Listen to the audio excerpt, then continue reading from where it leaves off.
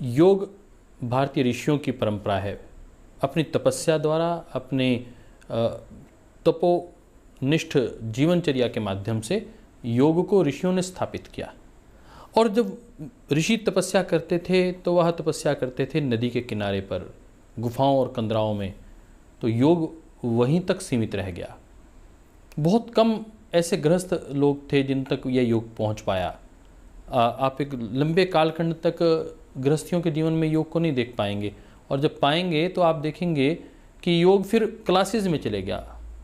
परंतु उन क्लासेस में जहाँ धीरेन्द्र ब्रह्मचारी जी, प्रधानमंत्री जी को केवल योग सिखाया करते थे और आम व्यक्ति को नहीं सिखाते थे, बड़े बड़े लोग, क्लास के लोग उनसे योग सीखने जाया करते थे। उस ऐसे कालखंड से परम श्रद्धेय स्वामी जी महाराज ने, परम श्रद्धेय आचार्य श्री ने योग को जनमानस तक पहुंचाने का, गुफाओं कंदराओं से निकालकर घर घर तक पहुंचाने का जो बड़ा कार्य किया है, वह अपने आप में एक पूर्ण क्रांति मानता हूं मैं उसे। चाहे वह जीवनचर्या की क्रांति है, चाहे वह भारतीय संस्कृति की क्रांति माने आप, चाहे भारत के अध्यात्म की जो क्रांति है आप उसे माने। इस नाते मैं परम श्रद्धेय स्वामी जी महाराज, परम श्रद्धेय आचार्य श्री को नमन करता हूं। और ये क्लासेस टू मासिस का जो ये ट्रेंड था, उसकी ही कल्पना आज हम करने वाले हैं। मैंने पिछली बार भी चर्चा की थी कि अपने कीर्तिमान स्वयं बनाना और उन कीर्तिमानों को स्वयं तोड़कर अगली एक नई परिभाषा गढ़ देना, ये परम श्रद्धेय स्वामी जी महाराज के सानिध्य में हमारे कार्यकर्ताओं ने करके दिखाया है। और मैं जब राजस्थान की बात करता हूँ, राजस्थान की भक्ति और शौर्य को स्मरण किए बगैर मैं रह नहीं सकता, आगे चल नहीं सकता। महाराणा प्रताप हों, राणा सांगा हों, मीराबाई हों, पन्ना धाई हो, शौर्य, साहस, समर्पण की इन प्रतिमूर्तियों को संपूर्ण संगठन की ओर से हम नमन करते हैं। इनसे हम सीखते हैं स्वाभिमान की रक्षा कैसे करनी चाहिए। यदि हम महाराणा प्रताप से नहीं सीखेंगे तो किससे सीखेंगे? विदेशी आक्रांताओं से कैसे जूझना चाहिए और अपने राष्ट्र की कैसे गौरवगान करना चाहिए, कैसे भक्ति में लीन होना चाहिए। योगेश्वर भगवान कृष्ण और मीरा का जो भाव है वह अद्भुत है साहब, आकृष्ट करता है। और जब हम पन्ना धाई का जीवन देखते हैं, राणा सांगा का जीवन देखते हैं, समर्पण से भरा हुआ जीवन है, शौर्य से भरा हुआ जीवन है। कैसा समर्पण कर सकता है व्यक्ति? अपने बेटे का समर्पण कर सकता है। एक माँ पैदा हुए बेटे का समर्पण करके अपने कुलवंश की रक्षा कर सकती है, अपने राष्ट्र की रक्षा कर सकती है, राष्ट्र के द्रोह की रक्षा कर सकती है। अद्भुत है साहब।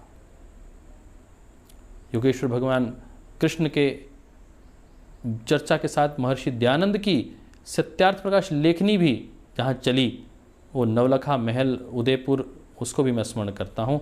अजमेर में महर्षि दयानंद ने अंतिम श्वास लिए, महर्षि दयानंद को नमन करते हैं। और बहुत सा साहित्य उन्होंने राजस्थान में उसकी रचना की। तो आज इतना ही संदर्भ लेकर हम चलते हैं शिक्षा नगरी की ओर। और मैं एक बात कर रहा था कि इस शिक्षा नगरी कोटा का प्रस्ताव कैसे आया। आदमी बाऊजी, जो हम जिन्हें बाऊजी के नाम से जानते हैं, लगभग 70 वर्ष के आसपास की आयु के होंगे, और वो परम श्रद्धेय स्वामी जी महाराज के व्यक्तिगत सचिव के नाते श्री अजय आर्य जी कार्य करते हैं। और वह करौली राजस्थान के रहने वाले हैं। तो राजस्थान में उनका काफ़ी बड़ा जनाधार संपर्क है, और वह नियमित रूप से राजस्थान वालों से विशेष प्रेम भी करते हैं। वैसे तो पूरे भारत से ही करते हैं, परंतु एक मातृ प्रेम तो रहता ही है।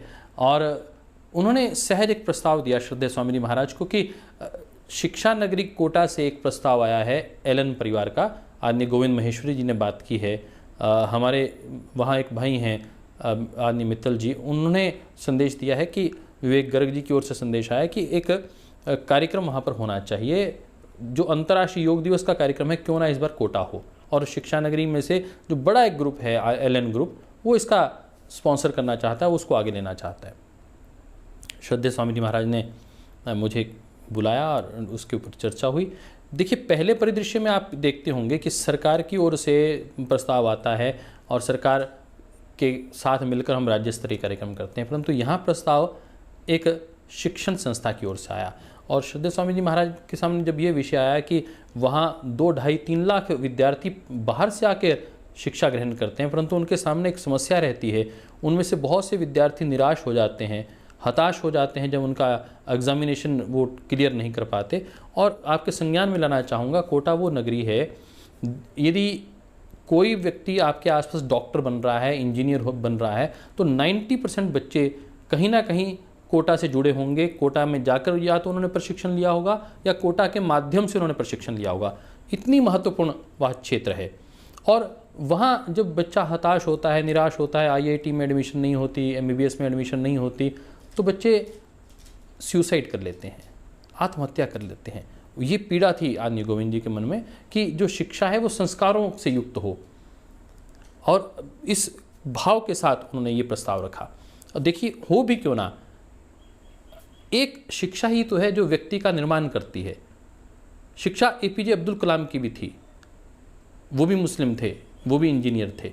शिक्षा लादेन की भी थी, वो भी मुसलमान थे और इंजीनियर थे। परंतु भैया, एक तरफ लादेन और एक तरफ आदरणीय पूजनीय अब्दुल कलाम जी, केवल और केवल संस्कार। रामेश्वरम के पास एक नौका चलाने वाले नाविक के बेटे APJ अब्दुल कलाम किस प्रकार राष्ट्रपति बन जाते हैं, विश्व के महानतम वैज्ञानिक बन जाते हैं। सिर्फ इतना सी बात तो है कि माता पिता ने जो संस्कार दिए, उन्होंने एक व्यक्ति को, एक सामान्य बालक को राष्ट्रपति तक पहुंचा दिया। और एक बालक को संस्कार नहीं मिले, शिक्षा एक ही थी परंतु संस्कार नहीं थे, और वो व्यक्ति कहाँ से कहाँ पहुंच गया, विश्व का सबसे बड़ा आतंकवादी बन गया, सबसे बड़ा मानवता का हत्यारा बन गया।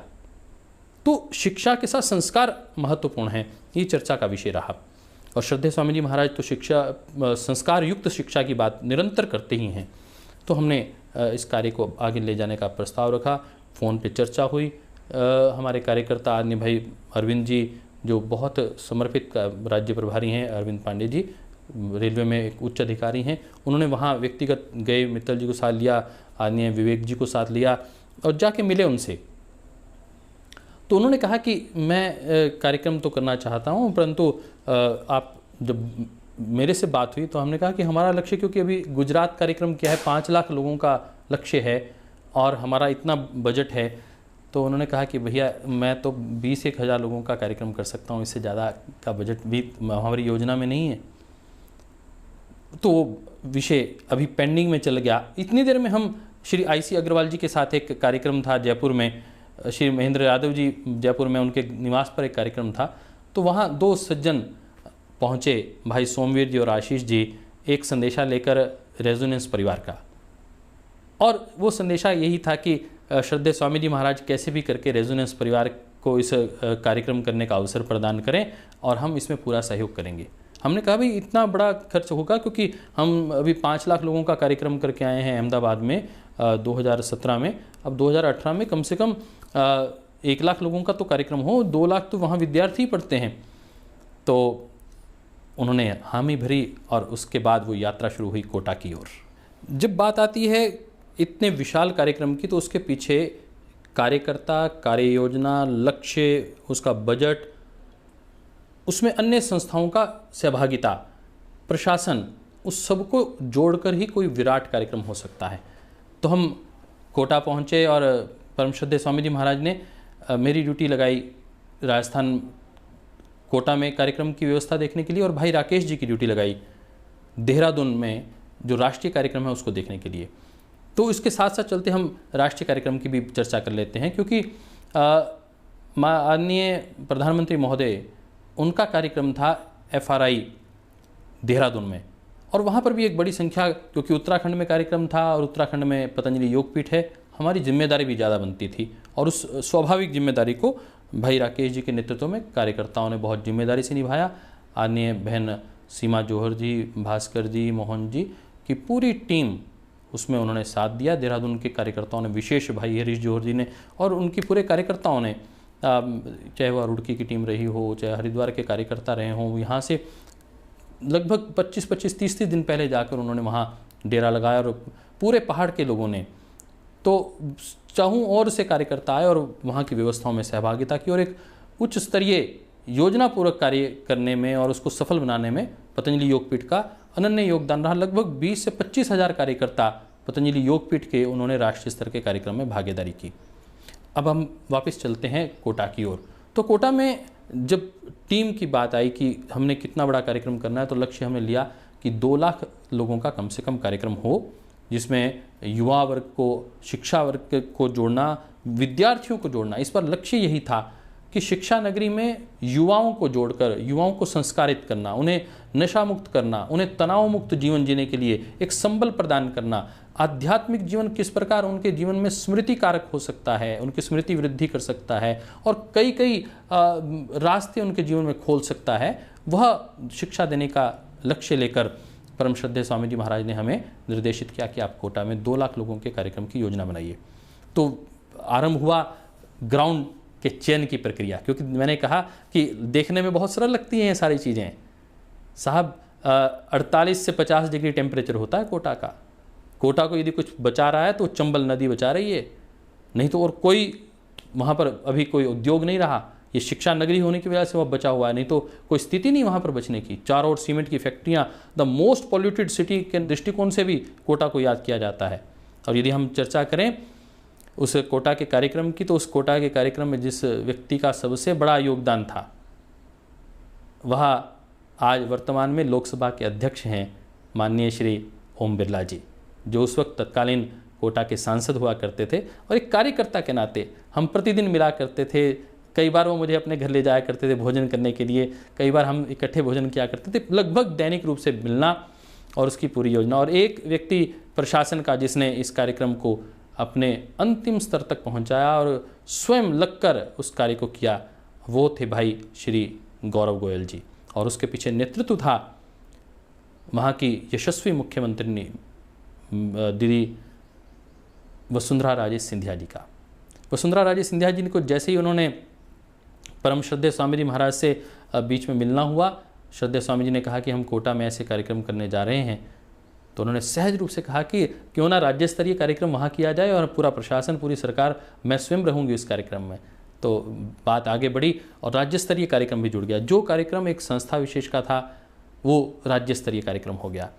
और जैसे ही शिक्षण संस्थाओं को जोड़कर हमने राज्य स्तर का जोड़ा कार्यक्रम, तो निश्चित रूप से चीज़ें काफ़ी तेज़ी से आगे बढ़नी शुरू हुई। हमने RAC ग्राउंड, जो 2 किलोमीटर लंबा और 1 किलोमीटर चौड़ा, इतना बड़ा ग्राउंड था, उसको बड़ा उबड़ खाबड़ ग्राउंड था, पुलिस का ग्राउंड था, वहाँ पर ट्रेनिंग हुआ करती थी पुलिस की, परंतु उन्होंने, पुलिस वालों ने बड़ा सहयोग किया, उन्होंने हमें वहाँ ग्राउंड प्रदान किया। लगभग 1.5 से 2 करोड़ रुपए लगे साहब उसमें मिट्टी की भराई करने में। लगातार वहाँ पर हमारी एक टीम, भाई लक्ष्मण सिंह जी वहाँ पर निरंतर जाया करते थे, उसकी व्यवस्था देखते थे, भाई विवेक गर्ग जी और भाई लक्ष्मण जी निरंतर, कपिल जी, ऐसे कुछ कार्यकर्ताओं जिनकी ड्यूटी वहाँ लगा दी गई थी। हमारे भाई प्रदीप जी जो दिल्ली से गए थे, भाई सुखराम जी, ताऊ सुखराम जी, ऐसे कार्यकर्ता जो सेवावर्ती, ऐसे भाई जो पूरा समर्पण, प्राणपन से उस कार्यक्रम में लगे हुए थे।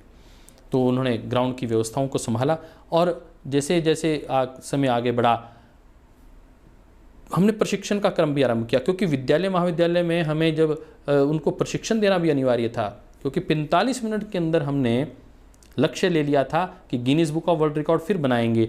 और आधे घंटे 45 मिनट के अंदर जो व्यक्ति ठीक कर रहा होगा योग, केवल मात्र उसको ही Guinness book of world record वाले लोग इंगित करते हैं, सिलेक्ट करते हैं, अन्यथा नहीं। जिसने ड्रेसअप भी ना किया हो उसको भी सिलेक्ट नहीं करते। और उसमें तो अंदर आना जाना भी बड़ा कठिन रहता है। तो कई गेट उसके निर्माण करना, कई नए गेटों का निर्माण करना, कई रास्तों का निर्माण करना, लगभग 2000 बसों की व्यवस्था करना, ये सब प्रक्रियाएं हुई। और जिस वक्त और कार्यक्रम चल रहा था, ये भी बच्चों को तैयार करना कि यदि बरसात हो गई तो आपको हिलना नहीं है। और दोस्तों, एक गीत हम बोला करते थे, कंधों से मिलते हैं कंधे, कदमों से कदम मिलते हैं। और इस गीत ने ऐसा जुनून पैदा किया, उस पूरे कार्यक्रम का ये ध्येय वाक्य बन गया था। और उन लोगों ने इतनी जिम्मेदारी से, ऊर्जा के साथ बच्चों ने अपनी भूमिका निभाई कि हम छाता लाएंगे, चाहे व्यवस्थाएं रहेंगी, परंतु हम हिलेंगे नहीं। हमने कहा कि महाराणा प्रताप हिले नहीं तो क्या आप हिलोगे? बरसात आ जाएगी और गर्मी के दिनों में बरसात आएगी तो आप भागोगे क्या? उन्होंने कहा नहीं, हम नहीं भागेंगे। हुआ भी कुछ ऐसा। पहले दिन के कार्यक्रम में जब हम श्रद्धेय स्वामी जी महाराज के साथ ठहरे हुए थे, श्री RK वर्मा जी, मैं उनको नमन करना चाहता हूँ। एक ऐसा व्यक्तित्व, रेजोनेंस परिवार के मुखिया, जिन्होंने पूरे प्राणपन से पूरी श्रद्धा भाव के साथ इस सेवा कार्य को किया। उनके दोनों साथी सोमवीर जी और आशीष जी को जितना अभिवादन किया जाए, बहन रेणु जी, सोमवीर जी की धर्मपत्नी, पूरा परिवार इस काम में लगा था। भाई परमानंद जी जो सारी व्यवस्था में पूरा सहयोग कर रहे थे, वो पूरे प्राणपण से इन लोगों ने सहयोग किया, साथियों ने। मैं उनको आभार ज्ञापित करता हूँ। और मैं जब बात कर रहा था वर्मा जी की, उनके घर से जब हम निकलने वाले थे तो देखा कि बाहर तो तूफान आ रहा है, और इतना तूफान के साहब कि हमारी श्री भाई मनोज त्यागी जी हैं, उनकी सारी व्यवस्थाएं लगी हुई थी साउंड और लाइट की, वो सारी एलईडी स्क्रीनें नीचे गिर गई, साउंड की सारी व्यवस्था चरमरा गई। 15 मिनट 20 मिनट रह गए थे। भाई राजेश जी को फ़ोन किया, कहने जी कोई संभावना ही नहीं कार्यक्रम होने की।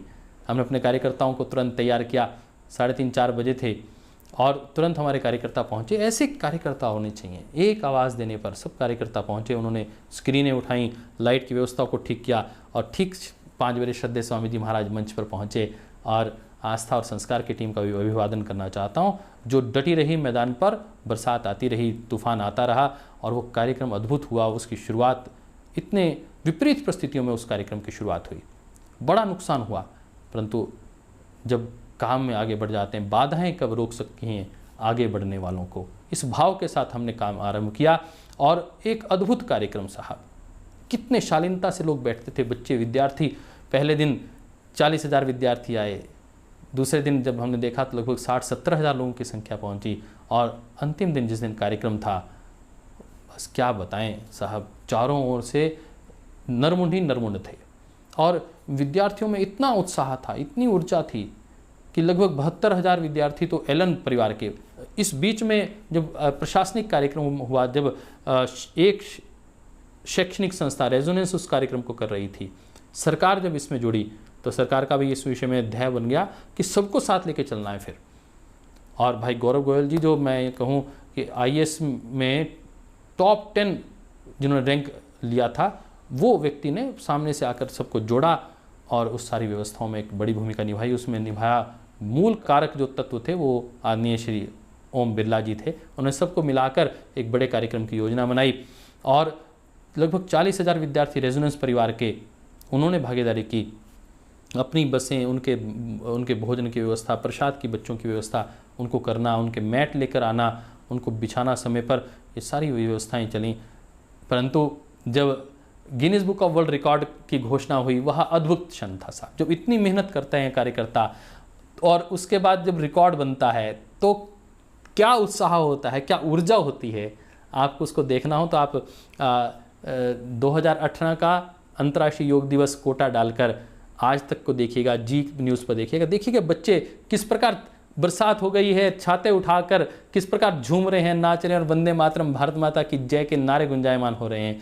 इतना गौरव महसूस हो रहा कि हमने पूरे विश्व में, विश्व की सबसे बड़ी लार्जेस्ट योगा क्लास का वर्ल्ड रिकॉर्ड बनाया है। और हो भी क्यों ना, जो वर्ल्ड रिकॉर्ड राजपथ पर बना था 34,885 लोगों से, वह गुजरात में सिंगल लोकेशन पर, वहाँ तो 5 ग्राउंड थे, 5 लाख लोगों का कार्यक्रम, परंतु एक जगह पर जहाँ श्रद्धेय स्वामी जी महाराज थे, उस जगह का जब उन्होंने एक आंकड़ा स्वीकार किया तो 54,522 लोगों का वो आंकड़ा था। और फिर उस रिकॉर्ड को भी पतंजलि ने स्वयं तोड़ा यहाँ कोटा में, जहाँ 1,08,000 लोगों को विधिवत रूप से Guinness book of world record ने रिकॉर्डिट किया। मैंने जब उत्साह की बात करता हूँ और युवाओं के उत्साह की बात करता हूँ और लोगों के सहयोग की बात करता हूँ, तो मुझे सहसा याद आ जाता है 7 समुद्र पार लंदन के उस कार्यक्रम की, इंग्लैंड के उन 3 कार्यक्रमों की, जिसकी मुझे चर्चा किए बगैर मैं इस कार्यक्रम का समापन नहीं करना चाहता। 2018 का ही कार्यक्रम अंतर्राष्ट्रीय स्तर पर भी श्रद्धेय स्वामी जी महाराज ने समय दिया, और 23 से 26 जून के मध्य में 3 कार्यक्रम वहाँ पर विशेष रूप से आयोजित हुए, लंदन में, कावेंट्री में और ग्लासगो में। लंदन में जो कार्यक्रम हुआ वो ओलंपिक ग्राउंड में कार्यक्रम हुआ, वहाँ की जिन लोगों की भागीदारी थी, कवेंट्री में और ग्लासगो में वहाँ के भारतीय उच्चायोग के साथ मिलकर वहाँ कार्यक्रम आयोजित किया गया था। और वहाँ पर मैंने देखा कि चाहे वो उनका रंग गोरा हो, चाहे वो किसी अन्य धर्म के मानने वाले लोग रहे हों, परंतु उनके अंदर भी भक्ति भाव वैसा ही है, योग के प्रति श्रद्धा भाव वैसा ही है, परम श्रद्धेय स्वामी जी महाराज के प्रति प्रेम अपार है। मैं उसके लिए भी माननीय माता सुनीता जी का और उनकी पूरी टीम का, इंग्लैंड की टीम का हृदय से आभार ज्ञापित करना चाहता हूँ। सदा चन्नन जी का, सोहल जी का और बहन कपूर जी का, रमा जी का, जो हमारे कार्यकर्ता वहाँ पर कार्य कर रहे हैं, मतलब अनगिनत कार्यकर्ता वहाँ पर निरंतर उस कार्य में लगे थे। वहाँ पर भी ऐतिहासिक कार्यक्रम करके श्रद्धेय स्वामी जी महाराज 7 समंदर पार से भारत में लौटे। और भारत में भी हर गांव, हर ढानी, हर जिले में जिला प्रशासन का लेकर राज्य स्तर का कार्यक्रम, राष्ट्रीय स्तर का कार्यक्रम, अंतर्राष्ट्रीय स्तर के कार्यक्रम, मैं आपको इसलिए जोड़ना चाहता हूँ, एक ढानी से, तहसील से और अंतर्राष्ट्रीय स्तर के कार्यक्रम में पतंजलि योगपीठ के कार्यकर्ता हर जगह अग्रणी भूमिका में थे। इस बात का मुझे गौरव भी है और स्वाभिमान भी है। श्रद्धेय स्वामी जी महाराज कहते हैं कि अत्यंत पुरुषार्थ से ही सफलता मिलती है और पुरुषार्थ की पराकाष्ठा तभी कोई कीर्तिमान स्थापित होता है साहब। जब एक व्यक्ति व्यक्तिगत अपना कोई कीर्तिमान बनाता है, उसके प्रति उसका जो कंसंट्रेशन, जो फोकस होता है, वो भी बहुत अनिवार्य होता है। और कितना संयमित जीवन जीना पड़ता है साहब, उसको कितनी प्रैक्टिस करनी पड़ती है। मैं कहता हूँ कि अभ्यास वैराग्याभ्याम तन्निरोधः, अभ्यास और वैराग्य उसका जीवन का अंग बन जाता है, तब जाके कोई कीर्तिमान, कोई विद्यार्थी, कोई बच्चा, कोई ब्रह्मचारी उसको स्थापित कर पाता है। हमने इस बात को देखा। ये फरीदाबाद में यदि 6 से 7 रिकॉर्ड बने थे तो 21 रिकॉर्ड हमने देखा अहमदाबाद में बने, परंतु यहाँ रिकॉर्ड का भी एक रिकॉर्ड बन गया। 101 रिकॉर्ड कोटा में स्थापित हुए और 101 रिकॉर्ड में एक record Guinness book of world record था और 100 रिकॉर्ड थे golden book of world record. और हम उसकी चर्चा करें उससे पहले मैं स्वदेश स्वाभिमान का यह अंक आपको दिखाना चाहता हूँ। यह आप देख सकते हैं और यह इंग्लैंड में जिस प्रकार का कार्यक्रम था, इसमें सभी उस रिकॉर्ड्स के विषय में विधिवत रूप से चिंतन है। उन सब के नाम इसमें लिखे हैं, मैं सबके नाम तो नहीं ले सकता, परंतु फिर भी मैं उन रिकॉर्ड बनाने वाले भाई बहनों के प्रति अन्याय हो जाएगा यदि मैं उनमें से कुछ के प्रतिनिधि के रूप में उनके नाम ना लूँ। हरियाणा के एक भाई थे, भाई संदीप जी, जिन्होंने 10,000 बार सूर्य नमस्कार करके, जिनको पुलिस की नौकरी मिली उसको छोड़कर उन्होंने इसको संभाला, 10,000 सूर्य नमस्कार करके एक वर्ल्ड रिकॉर्ड बनाया। और 53 घंटे एक योग मैराथन का कार्यक्रम हुआ। एक भाई रवि व्योम जी थे, उन्होंने जल योग किया, पूरे विश्व का रिकॉर्ड जिसने अपनी ओर आकृष्ट कर लिया। 24 घंटे से अधिक समय तक वो जल में ही रहा और वहाँ पर योग करता रहा। और इस प्रकार जल में रहकर योग करने का कार्य तो अद्भुत था साहब। साथ में ही गुरुकुल के एक हमारे ब्रह्मचारी हैं कुलदीप जी, उन्होंने 25,000 दंड लगाकर, और वह दंड का समय था 10 घंटे, लगातार 10 घंटे। आप उसकी बॉडी देखेंगे तो आप बड़े से बड़े पहलवान को, गामा पहलवान को भूल जाएंगे। तो श्रद्धेय स्वामी जी महाराज के पावन आशीर्वाद में जो यहाँ ब्रह्मचारी तैयार हो रहे हैं, कितने तपस्वी हैं, कितने बलिष्ठ हैं, उसका एक उदाहरण मात्र है। तो एक सामान्य कार्यकर्ता, और केवल मात्र भाई नहीं, बहनें भी, गोमुखासन की बात हो तो बहन नीलम जी, रेणु जी, वक्रासन की बात हो तो भाई सुशील जी, इन लोगों ने 3-3 घंटे, 4-4 घंटे इन आसनों में बैठकर वर्ल्ड रिकॉर्ड बनाया। और उसमें हमारे रेजोनेंस परिवार की जो टीम थी, वहाँ के प्रोफेसर, उनके लेक्चरर्स, उनकी जो टीम थी, उनका जो हमें योगदान मिला वह अद्भुत था। दोनों का जगह पर रेजोनेंस परिवार में भी और एलन परिवार में भाई गोविंद जी और भाई राजेश जी, नवीन जी के साथ उनके परिवार में माता जी का भी आशीर्वाद लेने के लिए श्रद्धेय स्वामी जी महाराज गए। उनके विद्यार्थियों को भी श्रद्धेय स्वामी जी महाराज ने संबोधित किया। और अब हम यदि बात करें उन कार्यकर्ताओं की जिन्होंने इस कीर्तिमान से भरे हुए ऐतिहासिक कार्यक्रम का समायोजन किया था, हम उनकी चर्चा करते हैं।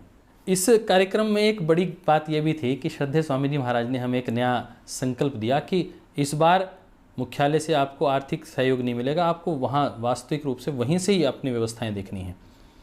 दोस्तों, इस कार्यक्रम में हमने स्थानीय स्तर पर जब दान इकट्ठा करने की सोची तो आपको जानकर प्रसन्नता होगी, लगभग 50 लाख से अधिक कार्यकर्ताओं ने दान इकट्ठा किया। उसमें से हमारे जो जिला के कार्यकर्ता थे, एक भाई प्रदीप शर्मा जी, जिला के प्रभारी का दायित्व था उनका पतंजलि योग समिति का, उन्होंने 1 लाख रुपए का सहयोग दिया। हमारे भाई प्रदीप अपना विवेक जी, उन्होंने 1 लाख रुपए का सहयोग किया। और भाई ईश्वर जी जो वहाँ के संरक्षक रहे, ईश्वर सैनी जी, उन्होंने 11 लाख रुपए का सहयोग दिया। ऐसे साथी आगे आए, बहनों ने भी बहुत सहयोग किया। और बहनों का सहयोग तो पूज्य साध्वी दीदी देवप्रिया जी के पावन सानिध्य में बहनों का भी अद्वितीय योगदान इस पूरे कार्यक्रम में रहा। महिला पतंजलि योग समिति ने बढ़ चढ़ कर इसमें भागीदारी की। बहन विजय लक्ष्मी जी, बहन सुशीला जी, उर्मिला जी, और मेरे पास कई नाम हैं, मैं चाहता था कि सबके नाम तो नहीं ले पाऊंगा, परंतु कुछ नाम आपके सामने लूँ। आनंद जी मेवाना, लक्ष्मण सिंह जी, लक्ष्मण गुरवानी जी, लक्ष्मण यादव, अपना करमपाल यादव जी, जो हमारे राजस्थान के कार्यालय प्रभारी, हर जगह पर कार्यालय प्रभारियों ने विशेष कार्य किया है। इसमें भाई करमपाल जी का भी विशेष योगदान रहा।